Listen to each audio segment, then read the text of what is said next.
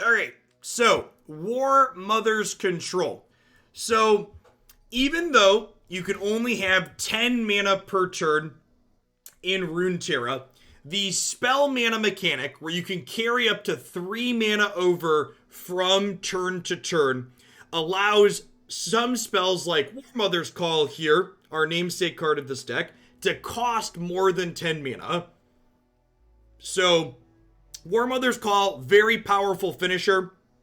When you play it, and when at the beginning of each round from thenceforth, it summons an ally from the top of your deck directly into play, which is just very, very powerful finisher when we have lots of strong units in our deck, such as Commander Lidros, and Thydamir, and Anivia, and the Soul Gorger. Basically, all of the units in our decks are bombs, and we get to Warmother's Call, and we start closing the game out very quickly when we get to take things over. Now, how do we live to get to Warmother's Call? We've got tools like Vile Feast to deal damage, Avalanche, as well as the box to deal damage to all the units in play.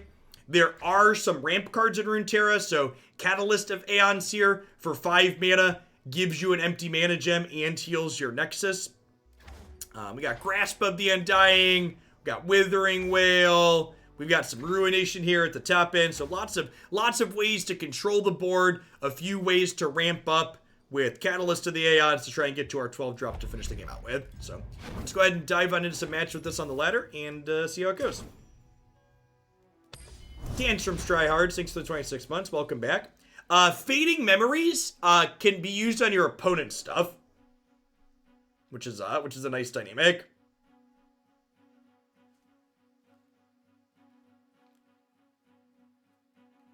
Yes, Warmother's Call, similar to reanimation effects, can pull multiple copies of a champion into play. So even though when you draw a champion that you already have in play into your hand, it turns into its champion spell, effects like Warmother's Call can work around that and get you multiple of the same champion into play, which is really powerful. Opponent is playing Ash Sejani here, so a mid-range deck. We're going to keep Ruination here. I think we're going to go ahead and keep Avalanche as well. We can cast this as early as turn 3. I think Amonkhet will be a super playable set. I have no idea. I think cards like the Scarab God are going to be a lot worse than people think than people remember them being, because the card pool's just deeper. So, one of the things that makes control decks really great in this game is the spell mana system. So I don't have a 1 mana card to play here on 1, but I don't just lose this mana. It gets banked here into my spell mana, so I can use it on a future turn to cast my spells. Now, it's called spell mana because this extra mana that I'm banking turn to turn can only be used to play spells and not be used to play units, which is nice. Found a Crystal of the Aeons here, which will let us ramp up this turn, which is great. Hey, Talrand. The deck queue has no Fizz Teemo, and it seems like something I'd like to fix. I'm also excited to see Jeff play some Factorial with the Variety segment. Nice. So we actually drew a Withering Wail here. This is fast versus slow, though. So the important difference between fast and slow is that fast spells I can play inside of combat. So even though both of these could die to Wail, I think I want to go ahead and save this for now, because I could play it inside of combat on a future turn. They had an elixir to protect this. And take a little bit of a chunk here. And thanks for the tier 3, Talrand. Teemo is one of my favorites. Fizz Teemo especially. Let's go ahead and do this to gain a mana crystal and gain some life.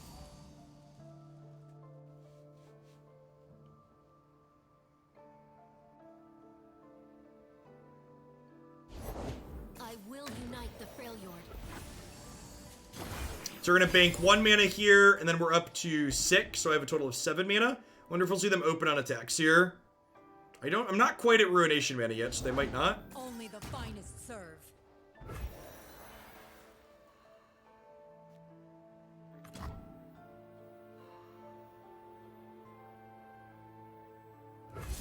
Looking like we're just going to get run over here.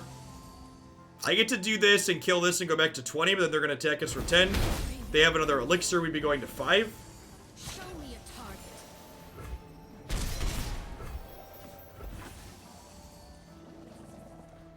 Ash, Frostbite's the strongest thing when she attacks, which means that something like Soul Gorger's not particularly appealing to play out here.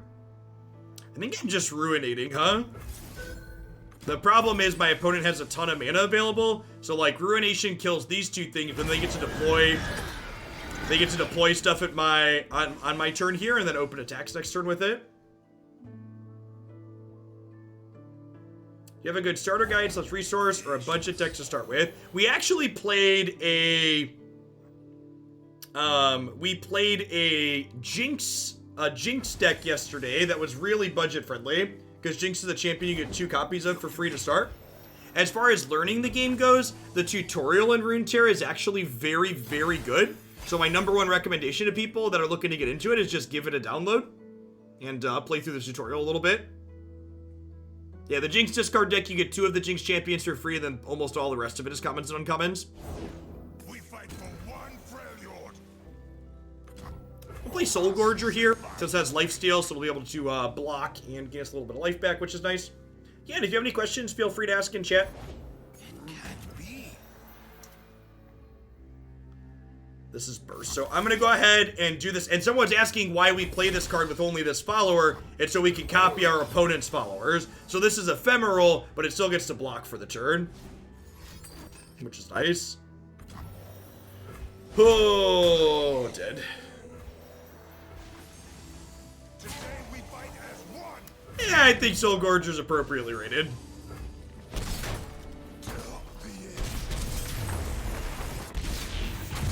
This deck that we're playing is listed as B tier on the Mobalytics site, and I think probably part of the reason why it's B tier is I would bet it has a bad matchup against the Ash Sejani deck. Ash Sejani is one of the better decks in this format right now. They have a lot of the Ash Sejani deck has a lot of really beefy units in it, which means our damage-based interaction to start tends to not be very good there.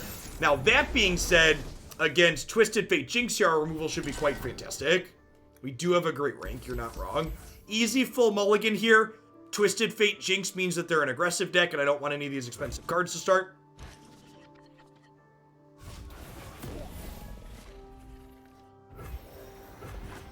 Again, generally speaking, you're going to spend your first 2 turns passing in this deck, just banking spell mana.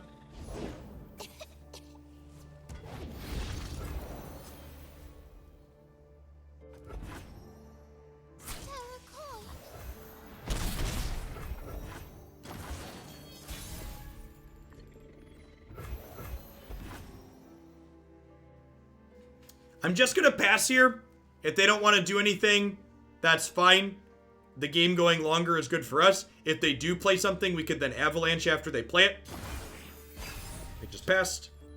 We'll see if they open on attacks here or not. If they do want to open on attacks, Vile Feast is a great draw.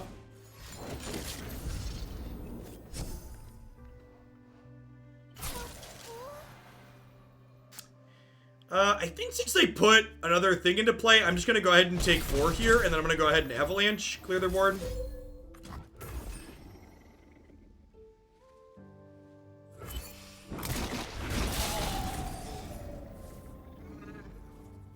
They still have 4 resources available here, so I wouldn't be surprised to see them play something else out.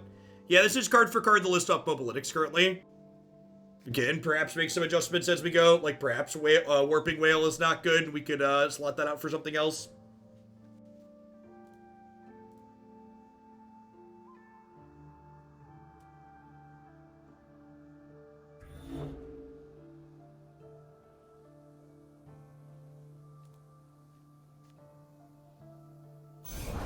A foray into the field?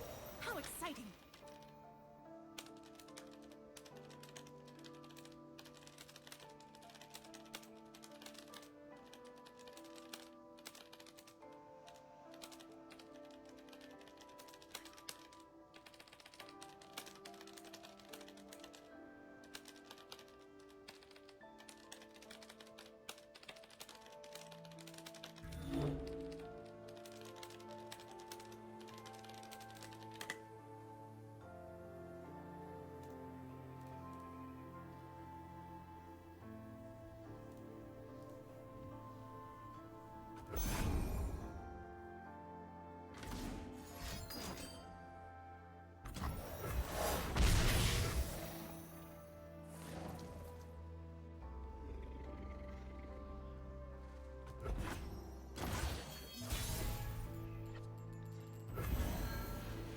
don't even know what the message I was responding to just now on Twitter was something stupid, as much as just like ill-informed. I assume they're gonna play stuff out here. The Mystic shot to the face is real aggressive, but they're definitely the beatdown in this matchup, so they're inclined to be aggressive.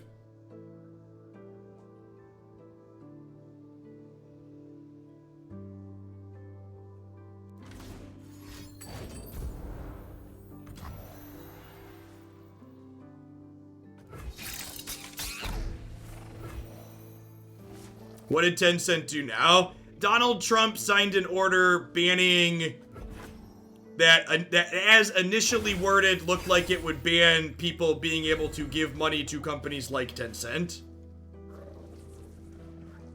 and subsidiaries of Tencent like Riot Games and Epic Games. The White House has since clarified that that executive order is not intended to impact video games. Rules are made to be broken. Like buildings. Or people. Oh, you know what? This is fast. I should wait to see if they play anything else out here till they attack.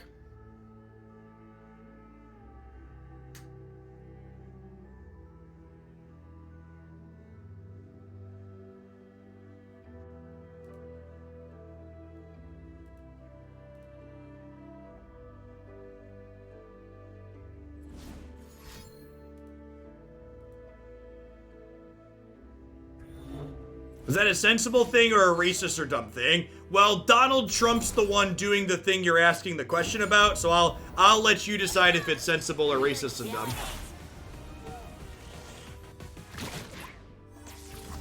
I bet using your powers of deductive reasoning you could determine which of those two things it is. Alright, so we'll add Vile Feast here. We're going to 4, and we'll end up with a spider to block here.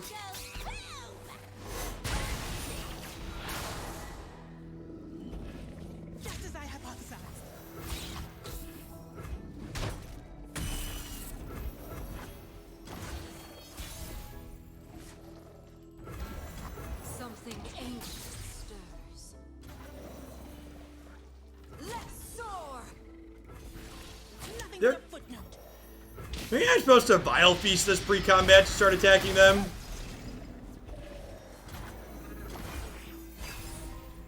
The fact that initially looked like it could impact video games should let you know that if it was competently done in the first place. Yeah, big agree.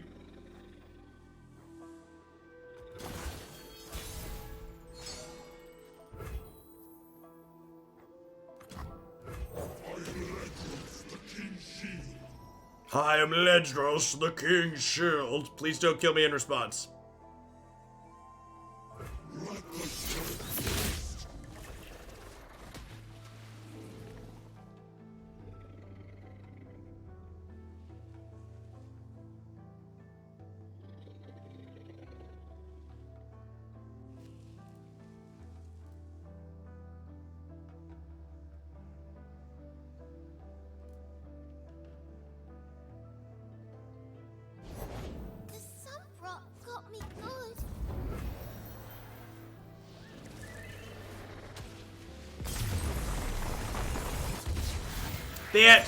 So, what we saw there is the other aspect of this deck that I'm not entirely sold on is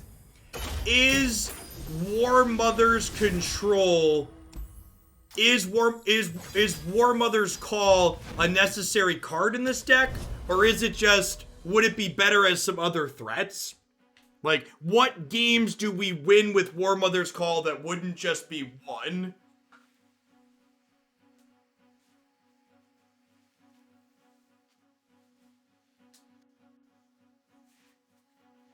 I mean, to be fair, Silence, if you look at the wording of the actual executive order, I think it's more poor wording of the order more than poor reading or interpretation from non-legal people. Yeah, like, how many other slow decks are in the format that require Warmother's call to go over the top and actually beat them, would be the question.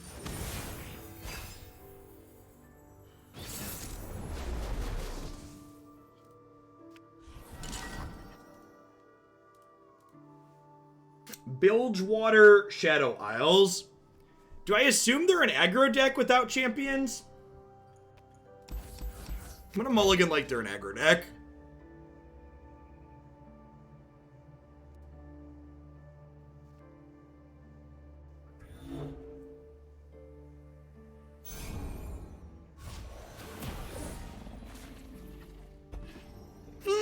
Then again, it's pretty equal parts Shadow Isles and Piltover Deep on the ladder. You know, no champ, Bilgewater, Shadow Isles. So, probably a bit of a brute. Oh, they're Undying. Good call. Yeah, that's definitely what they are.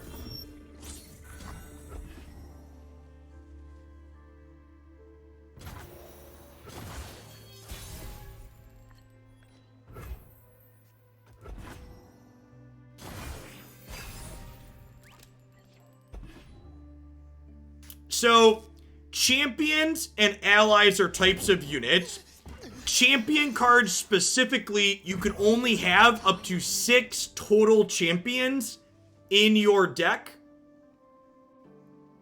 Whereas allies, you can have any number of. So the deck building restrictions in this game are you can play up to 2 factions, have up to 6 total champions,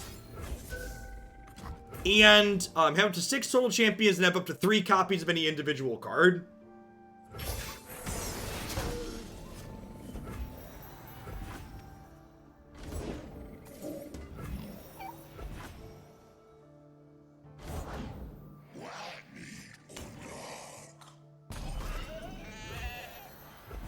Are they the Undying deck with just an awful draw here? It looks like they're the Undying deck with an awful draw.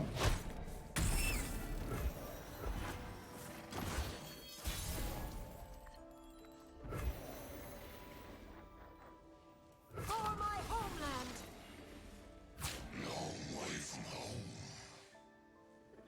Long way from home.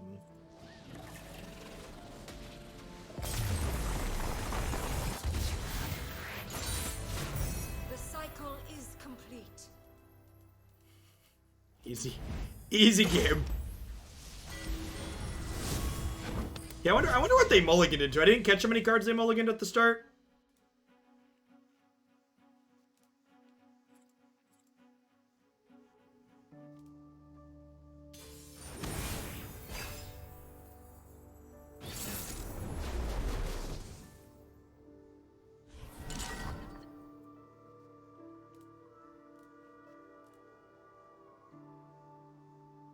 Oh, that's true. Do you see how many cards they mulligan? I actually don't know the answer to that offhand.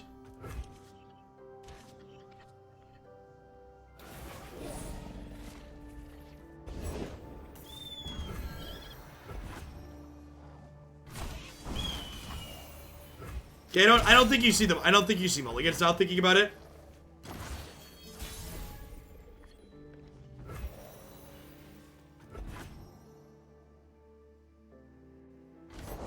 These old eyes still see far and clear.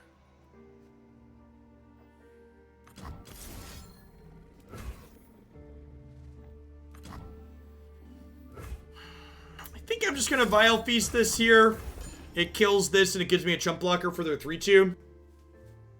Let's see how this matchup goes the second time through. It felt kind of hard the first time we played it.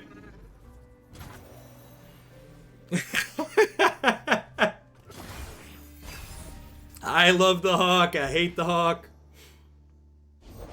Patience.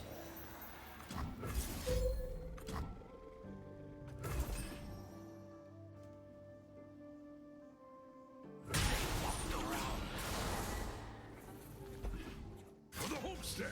I think I want to just 1-for-1 them aggressively early to keep my health total high here.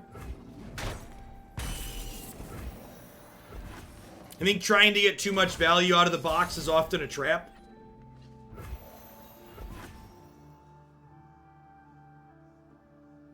No, there's not dirty digits, which is good.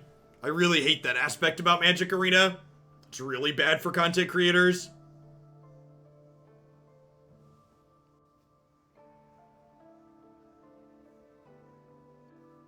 Yeah, I agree, Zevzy. The fact that a single Hawk hit lets Trifecta draw a card off itself is super strong.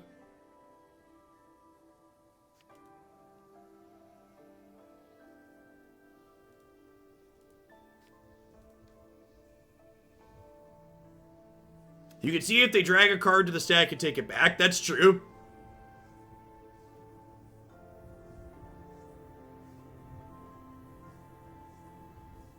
A month and a half. They did, chick. To their credit, they also banned Teferi in Historic.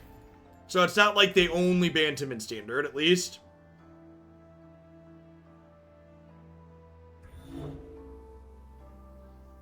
Did I listen to the Goldfish podcast? No, I don't really listen to any podcasts, Ice Boy. I think our opponent DC'd. Man, awkward set of opponents so far today. Had a couple people like just conceded, now this person DC'd. Victory requires a sharp blade. Alright, they're back. In Avarosa's name. Actually kind of funny, the fact that they were disconnected there actually cost us 3 life.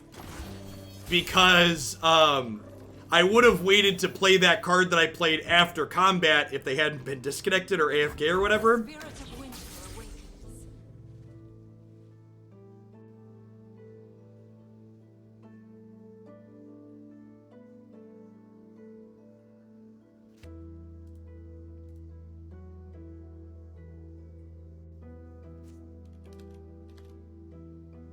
I don't know how I feel about the music on this darker board. I like the look of the darker board, but I think I like the music on the lighter one a bit better.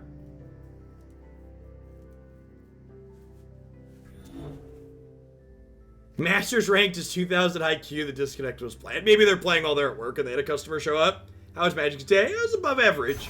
It was much better than yesterday. Yesterday we had 2 kind of mediocre sets. Today we had 2 reasonable sets. Look out for reefers. I think both the decks we played today were fine. Rend the skies. Alert the village.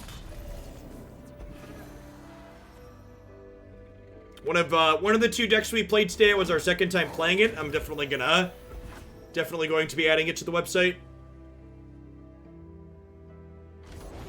Few earn the right to call themselves Trifarian.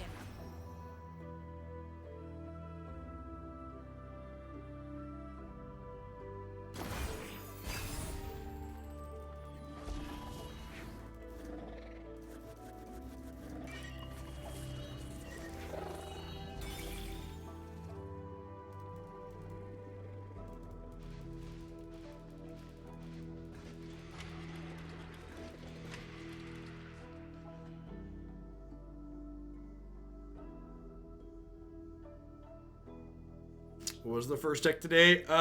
Veto Rock.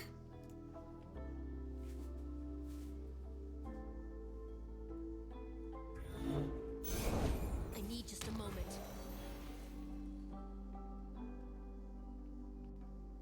So I have 11 total mana here.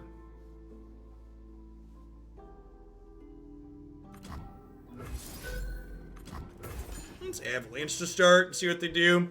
This lets Anivia trade with their 4-3, and I also have a Harsh Winds here.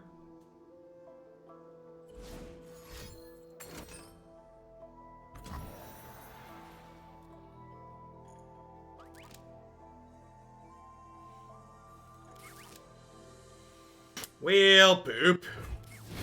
Rest in ice. Me. I assume they're gonna go to attacks here then. Winter. Oh, I should have Harsh Winds it in response. I guess I Vengeance this. So I don't just die. Taking 9 otherwise. It's a big hit. Maybe I should have first... I don't know. I get to Vengeance that, and then, like, I have Anivia here who gets to kill this. A storm approaches.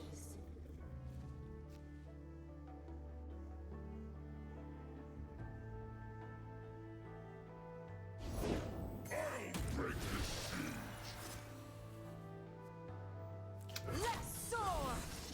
Yep. I know a challenge when I see one. Endless cold, endless peace. Night is judged. Hey, J-Rod, thanks for the $5. Welcome back. This is our time.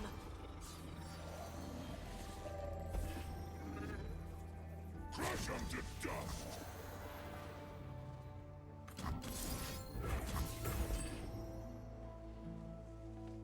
So I get to do this, but they have a bunch of Decimates in their hand, right?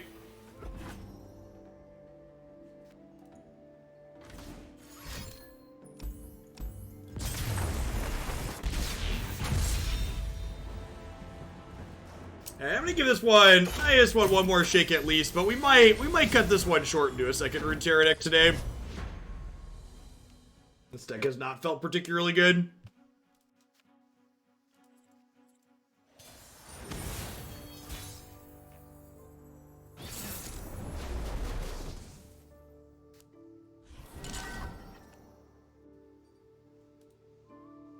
Maokai Nautilus. Okay.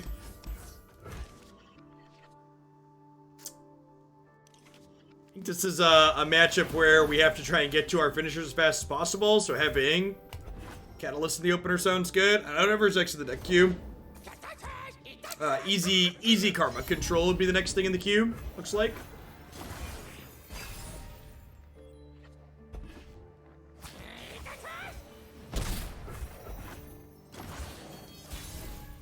You know, for as much as people complained about Easy Karma in places I've seen Runeterra stuff, the deck really doesn't see a lot of play.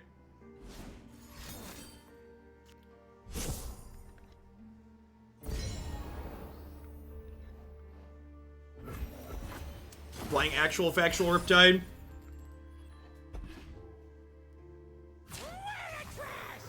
Alright, I mean, that's an incredible draw. Double Rampier is very good.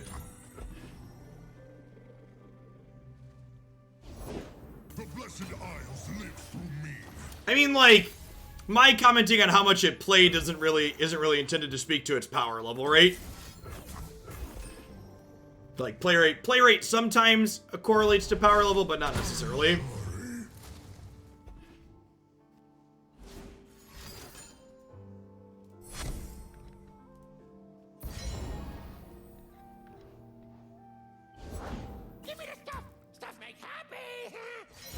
So we're going up to 8 mana next turn, but opponent's going to be in the deep.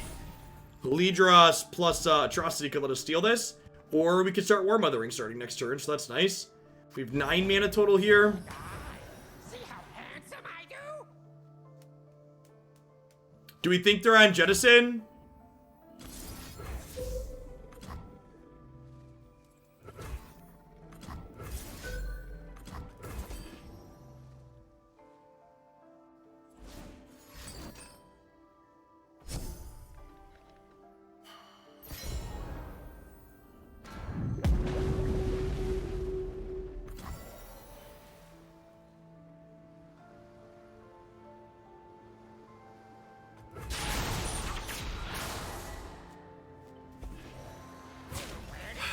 If I grasp to kill their fish, I can't Warmother next turn is the issue. I think I have to do this and then just Lidros. That's tough though. Their Maokai. Their Maokai is still a little bit off of leveling. 16 to 25.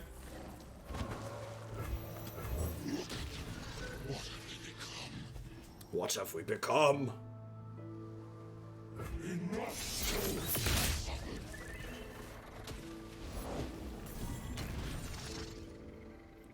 Brutal. Hey, please don't open on attacks.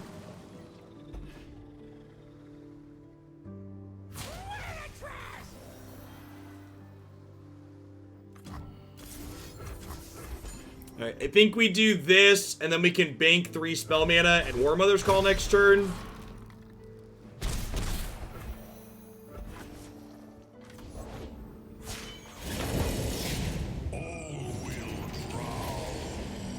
Well, are we ruinating now?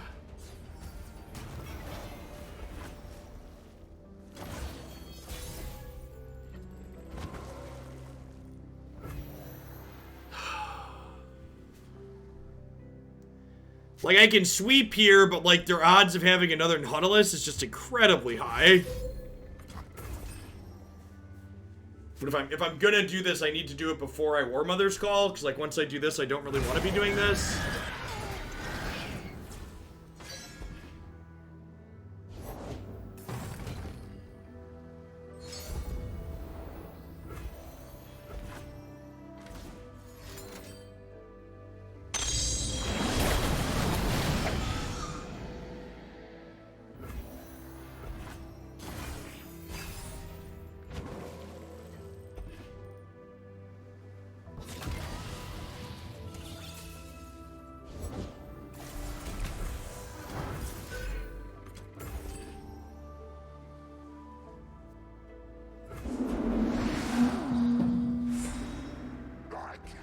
be sated.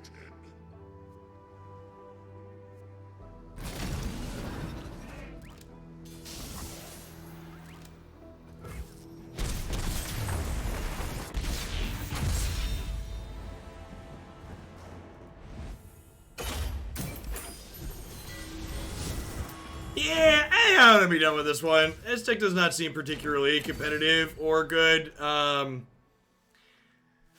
Yeah, I don't really have good thoughts on this. Like, these sweepers are just so tough. Like, players who are good at Runeterra and understand the priority system are frequently able to play around sweepers like this.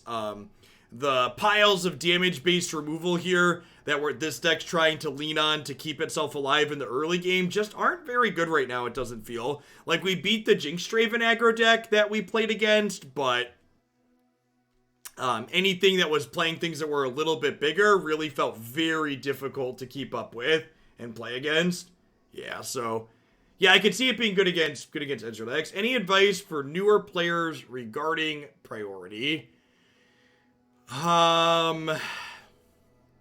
Know you're being able to identify your role in a matchup, generally speaking, allows you to learn what you're supposed to be doing with your priority better, which means it's hard to do when you don't have experience. So what I mean by that is when you're the more controlling deck in a matchup, it's generally favorable to be willing to pass more aggressively and trade mana for both players, because if your opponent's giving up their mana for you to give up your mana, that means the game's getting pushed on later, and the longer the game goes, the better it is for more controlling decks. Alright, I'm going to hit a quick ad roll while I get set up. We're going to wrap up. We're going to do a second Runeterra deck today, because that first one was really bad. We're going to close with some easy karma control. I'll be back in just a couple of minutes. Thanks for hanging out today, folks. Don't go anywhere.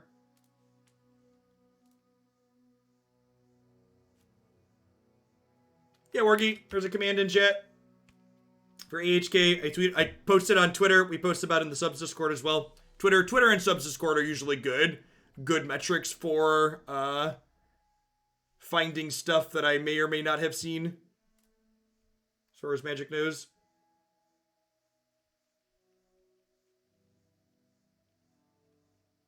Aren't you supposed to do X? Well, the Warmothers control deck that we played was card for card, a deck list from the Mobalytics website. I don't really have experience with that archetype, so I was simply deferring to people who have more experience than me that put that together.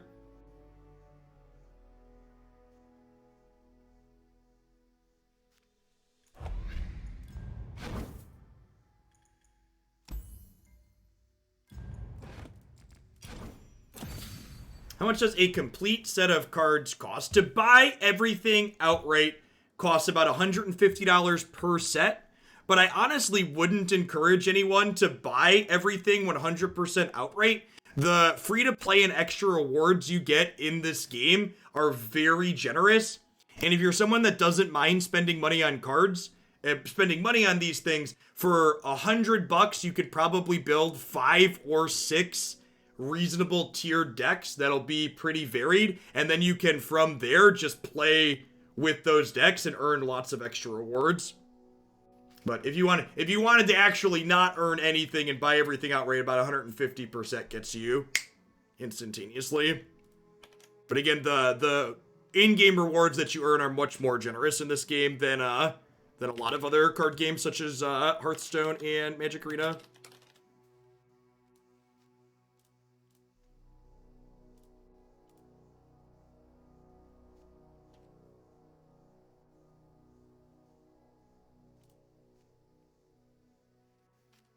And yeah, and if you wanted to just buy like a single deck, and then like you don't want to free to play at all to start, you just want to have a deck that's good, you can buy a tiered deck outright for like $20 or less than that, depending on which one you pick, and then take that one and grind from there. Like, I know I personally don't like doing free to play stuff at all, but if I were to like start this and I wasn't trying to get actual everything for streaming, I'd probably pick up 1 or 2 decks and then see what I earn from there.